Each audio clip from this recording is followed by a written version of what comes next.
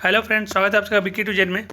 और ये जो वीडियो है क्लास 10th का जिनका एग्ज़ाम फाइनल एग्ज़ाम फरवरी में होना है, हिंदी विषय के लिए ऑब्जेक्टिव डिस्कस करेंगे अभी हम आप सभी के साथ। और धीरे धीरे सब्जेक्टिव और सारा कुछ लाएंगे, हड़बड़ाना नहीं है। तो इसमें आपके साथ 100 ऑब्जेक्टिव क्वेश्चन हम आपके साथ चर्चा करेंगे। आपको एग्जाम में 85 बनाना रहेगा। इसके पहले हम 3 वीडियो हिंदी का, 3 साइंस का और 4 सोशल साइंस का दे चुके हैं। आज ये चौथा वीडियो हिंदी का है, इसको ध्यान से सुनिएगा। जिसमें कोई कन्फ्यूजन या डाउट या कुछ भी लगे तो आप कमेंट करके जरूर लिखिएगा। तो ठीक है, इसको शुरू करते हैं क्योंकि वीडियो ज़्यादा लंबा ना हो जाए, इसलिए देरी कुछ करेंगे नहीं। पहला क्वेश्चन है, ईदगाह शीर्षक पाठ में नूरे कौन खरीदता है, नूरे कौन सा खिलौना खरीदता है। तो नूरे जो है वो कौन सा खिलौना खरीदता है, हम इस पर टिक लगा के इसलिए रखें ताकि आपको याद करने में टाइम ना लगे और फटाफट आप कर जाए।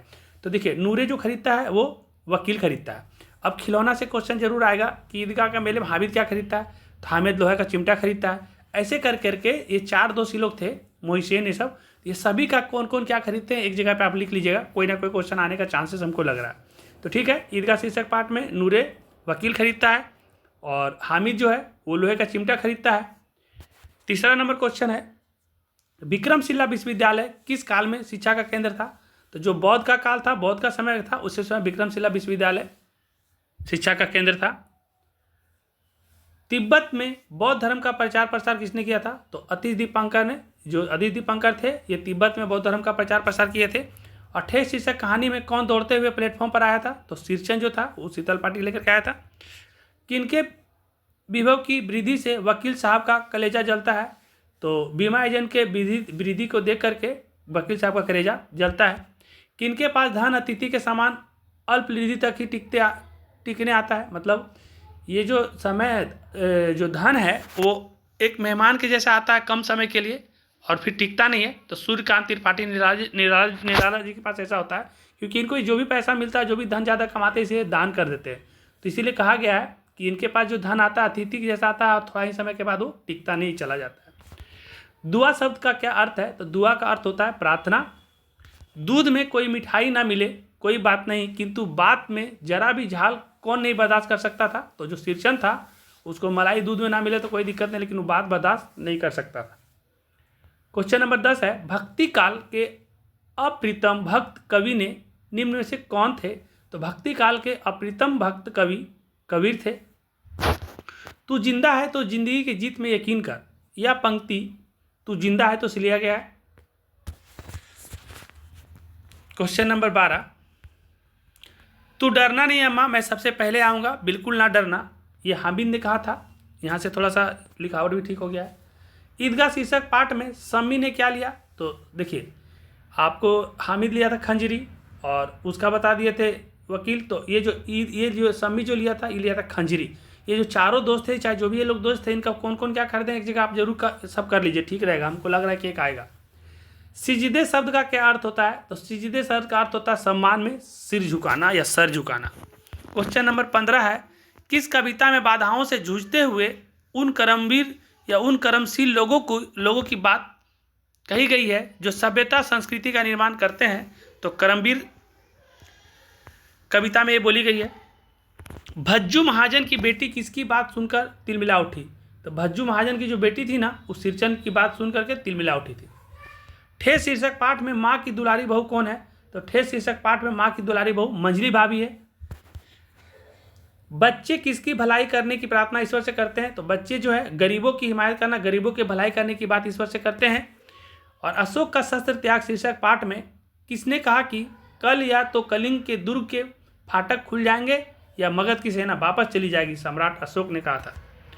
कलिंग महाराज की कन्या पद्मा अपनी स्त्रियों की सेना के साथ कहाँ चली जाती है, दुर्ग में।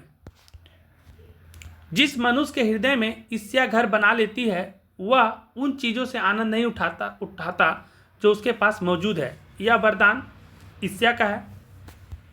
ईर्ष्या की बड़ी बेटी का नाम निंदा है। मनुष्य का पतन का कारण सद्गुणों का हास, अगर सद्गुणों का नुकसान हो जाएगा, आपके अच्छे गुण का नुकसान हो गया तो समझ लीजिए आपका पतन का कारण है।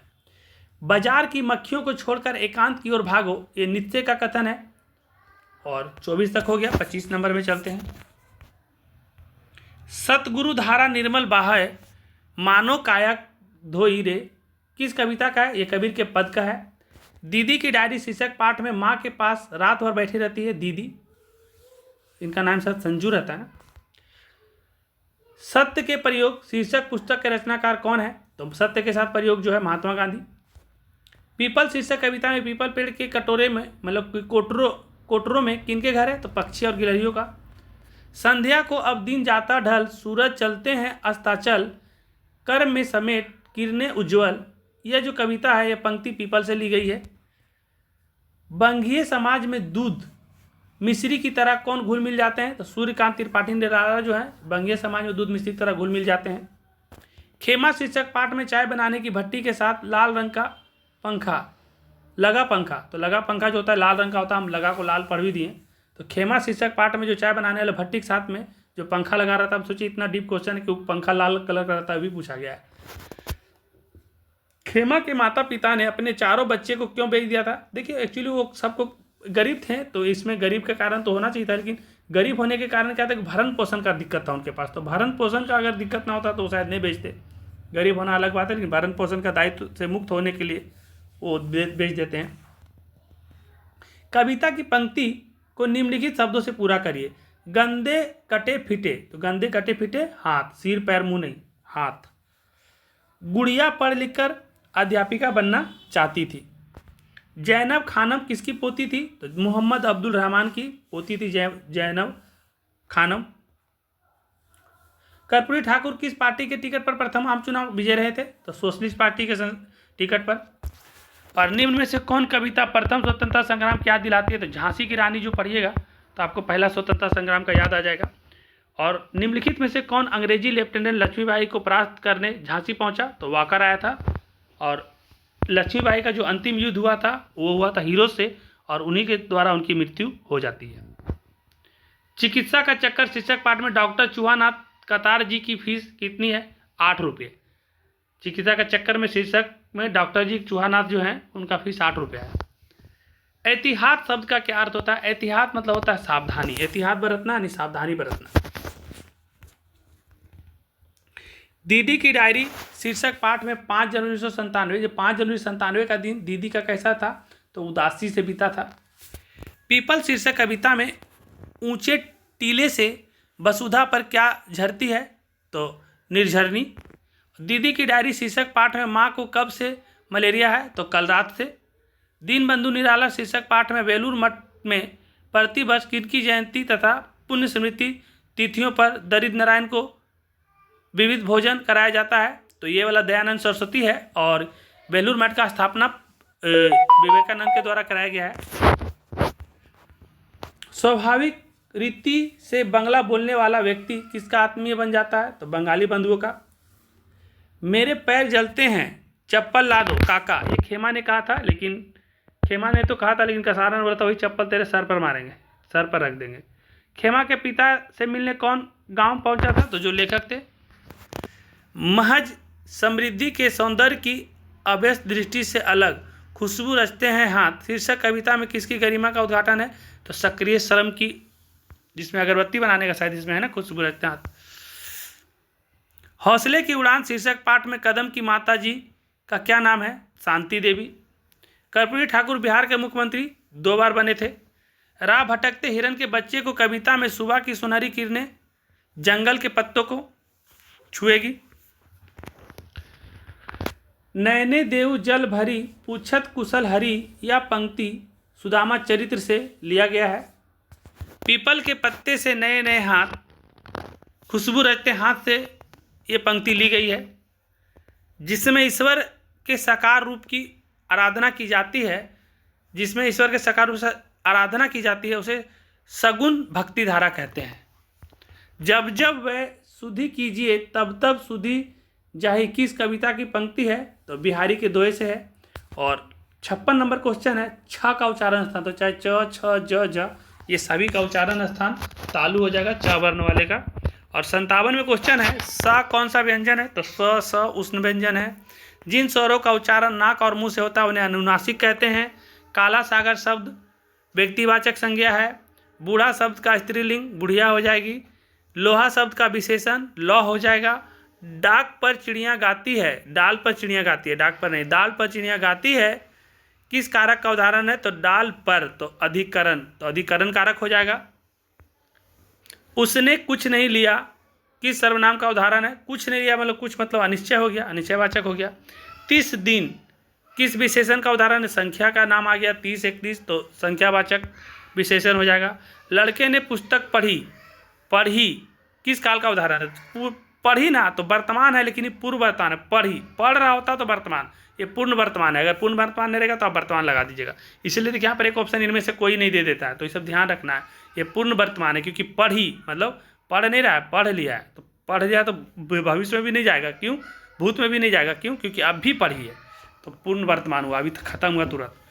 छ तरह ज्ञ स्र को क्या कहते हैं? तो ये संयुक्त व्यंजन है। कौन सा व्यंजन है? संयुक्त व्यंजन है। स्वर नहीं लगाइएगा, यहाँ पर संयुक्त स्वर भी दे दिया था। पहले हम लोग स्वर को सोच लिए थे, लेकिन बाद में डिस्कस हुआ नहीं, ये व्यंजन होगा। स्वर में जो होता है य और ग, ये शायद स्वर में आता है। पगड़ी शब्द, तो पगड़ी जो शब्द है हम लोग का देश का भाषा है। हम लोग देश में कहीं भी इसको पगड़ी ही बोलते हैं। तो जो देश का बोलचाल में भाषा जो होता है वो पगड़ी है, देशज। जिन शब्दों के खंड सार्थक ना हो उन्हें कहते हैं, यहाँ जन लिखा गया लेकिन वो जिन होगा, तो जिन शब्दों के सर सार्थक नहीं हो उसको रूढ़ शब्द कहते हैं, तो कोई मतलब नहीं। निरोग शब्द में उपसर्ग, तो नी जोड़ रोग, निरोग होता है, तो आंसर 69 का बी सही होगा। आई प्रत्यय से बने शब्द, मतलब बाद में आई लगेगा, तो ल में लड़ाई लगा देंगे, आई लगा देंगे तो लड़ाई हो जाएगा। और सिलाई में भी आई लगा हुआ है, पढ़ाई में भी आई लगा हुआ है, तो तीनों आंसर सही है। अनुराग शब्द का विशेषण, तो अनुराग का विशेषण होता है अनुरागी। त्रिभुवन शब्द में कौन सा समास है? तो त्रिभुवन मतलब एगो दूगो तीन गो वाला द्विगु समास।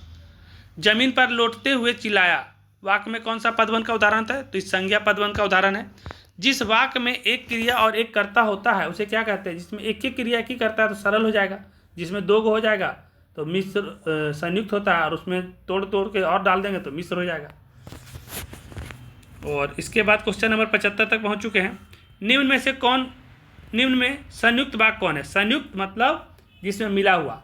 मैंने खाना खाया और भूख मिट गई, तो इसमें और जो लगा ना यही संयुक्त हो गया कि मैंने खाना खाया, सिर्फ इतना रहता तो सरल था, लेकिन और भूख मिट गई तो ये संयुक्त वाक्य हो गया। निम्न में अशुद्ध क्या लिखा हुआ है? तो राजू रविवार को आएगा, राजू रविवार के दिन आएगा, तो अशुद्ध बोला, इसी ध्यान रखिएगा। जैसे अशुद्ध बोले, गलत बोले, यहाँ पर फटाक से आप क्या करेंगे?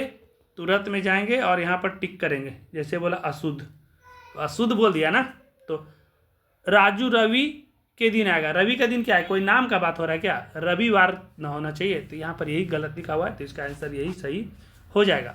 अल्पायु शब्द का विलोप क्या होता है? अल्पायु मतलब होता है कम। अल्पायु माने क्या होता है? तो अल्पायु माने होता है कम। तो कम का उल्टा क्या हो जाएगा? तो कम का उल्टा हो जाएगा ज़्यादा। कम का उल्टा क्या हो जाएगा?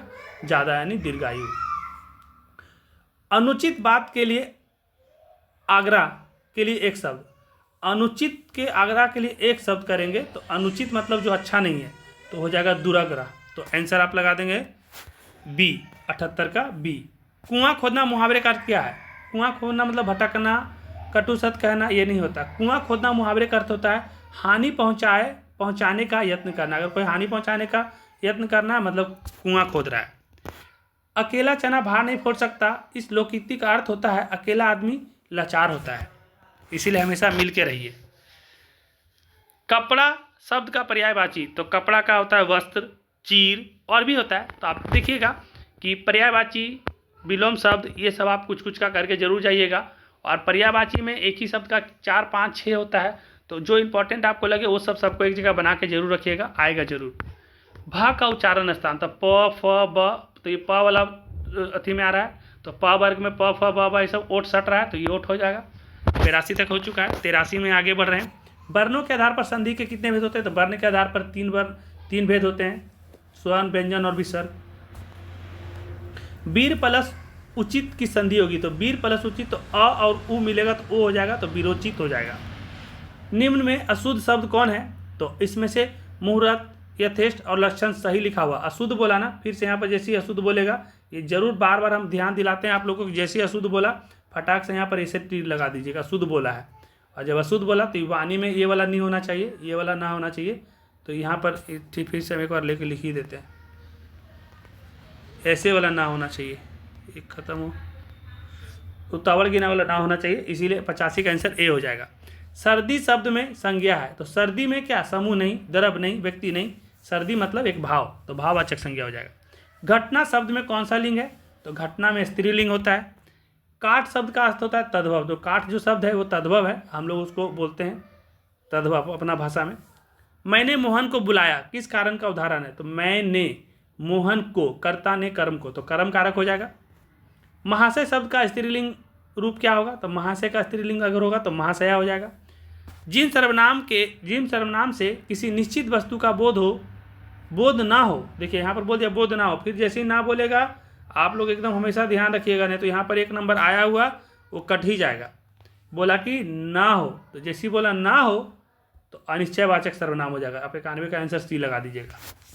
92 में यह पुस्तक किसकी है, किस विशेषण का उदाहरण है, तो यह पुस्तक किसकी है, तो किसकी है तो संख्या तो हुआ नहीं कि एगो दूगो पुस्तक का बात हुआ नहीं, उसका गुण के बारे में हुआ नहीं, उसका परिणाम हुआ नहीं, उस हो जाएगा सर्वनामी। किसकी है, तो सर्वनामी विशेषण का ये उदाहरण हो गया।